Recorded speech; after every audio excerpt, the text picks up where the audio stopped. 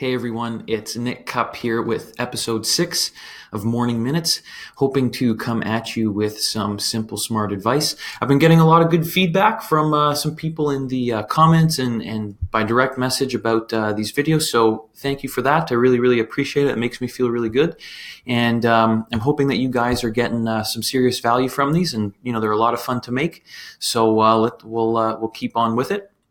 And then what do I want to talk to you about today? So today's concern is probably the number one thing that comes across our desk in our offices here, and that has to do with, I'm concerned about my financial security in retirement, okay?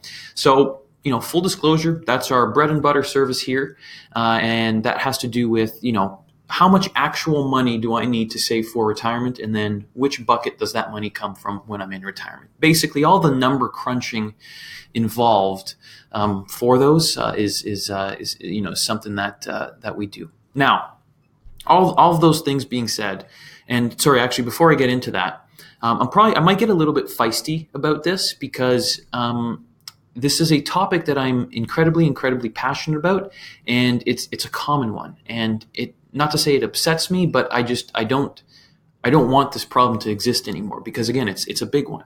Okay.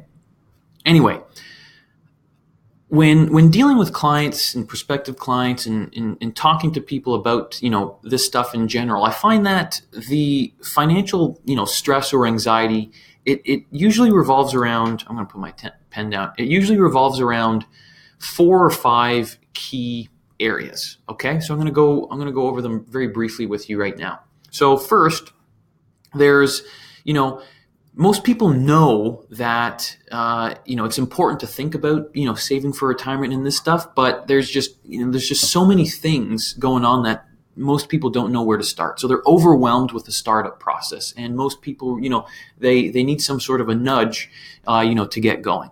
Okay, so again, most people too, they're aware that there are various tools to utilize to help them save for retirement, whether it's RSPs, TFSAs, pension plans, like pension plans at work, employee share option plans, or employee stock options, or individual pension plans for business owners, or there's a million things out there.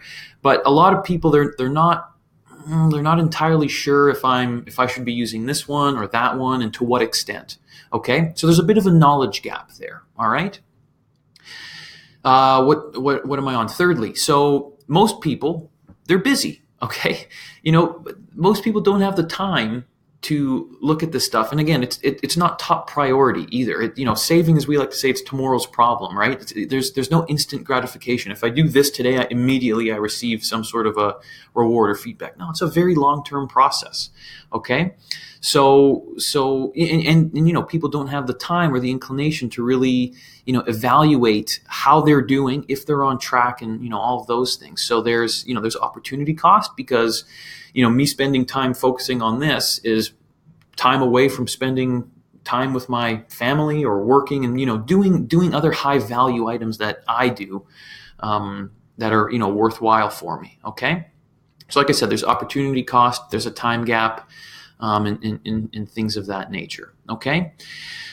Also, most people too, they're simply just unaware of exactly how much money they need to save by by their retirement date, and then how long that money is going to last them. Okay, and with that, there's no logical plan. Okay, there's no purpose. There are no clear objectives there. Okay, it's just oh yeah, I know I need to save money for retirement, but exactly how much, I don't know. I don't know. Okay, well, how much money do we need to save, for the next monthly, in order to get there?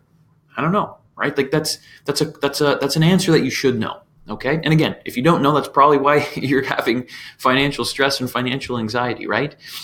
And then again, when it comes to when you're in retirement, it's okay, I've saved the money, but now which bucket do I pull that money out from in a efficient manner, and how long is it going to last?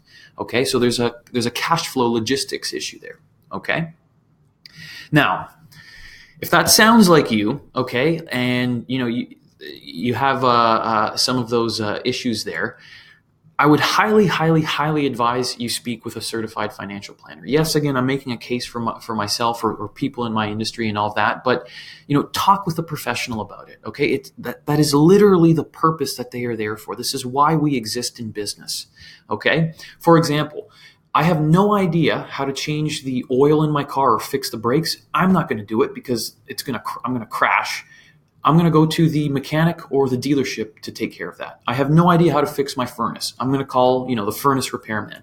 I have no idea how to fix the plumbing or the electrical in my house. I'm not even going to bother touching that. I'm going to call the electrician or the plumber, to handle that. Okay? So, having said all of these things, let's reassess our anxiety levels and stress levels, based on the following questions and answers kind of thing. So, would I be or how stressed and how anxious would I be if I put, my trust in a professional to help me get started on the right path and continue on that right path in the future? Okay? That's a question that you have to answer yourself. All right? How stressed or anxious would I be if, if I'm confident that I'm utilizing all the available tools that I have available to me to the maximum extent? Okay? Again, a question that you have to answer for yourself. All right?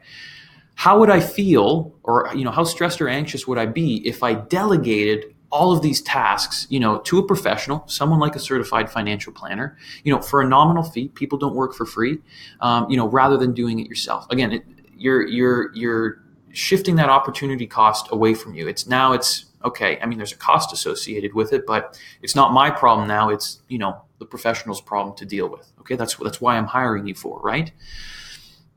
Where am I here? Okay. So how stressed or how anxious would I be if I had a clear roadmap outlining exactly what I need to do today in order for what I want to get to tomorrow, if that makes sense? Yes. Okay. You have an outline, you have a map saying, okay, I need to do this to get, X, Y, Z tomorrow. All right. And then how stressed or anxious would I be if I have someone to go to help to hold me accountable to a certain degree and constantly monitor to make sure to see if I'm, on track or off track or, things of that nature. Again, when it comes to financial planning or comprehensive financial planning, at least how we deal with it, it's not an event. It doesn't just, happen and then immediately, okay, everything's peaches and cream or whatever that saying goes. It's a long process. Okay. But with financial planning, there's a certain aspect to it that says, okay, well, we've crunched the numbers and we know what needs to be done, in theory to achieve, my objectives or whatnot.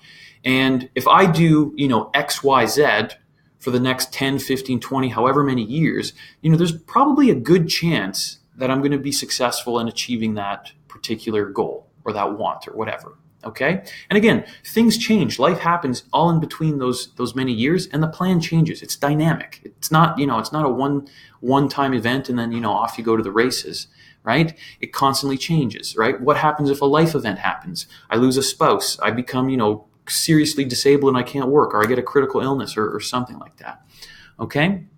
So there's one of the very many things that are considered in comprehensive financial planning. And going back to the stresses and anxieties, I think that if you have something like that in place, your financial stresses and anxieties are significantly reduced because there's some sort of a game plan. There's a repeatable process. There's a proven process on trying or helping you get to where you want to go. All right. I think that's all I had for today on that one. Let me know what you guys think of that. Again, would love the feedback, and I guess stay tuned for the next episode. All right. Thanks so much for your time, guys. Bye.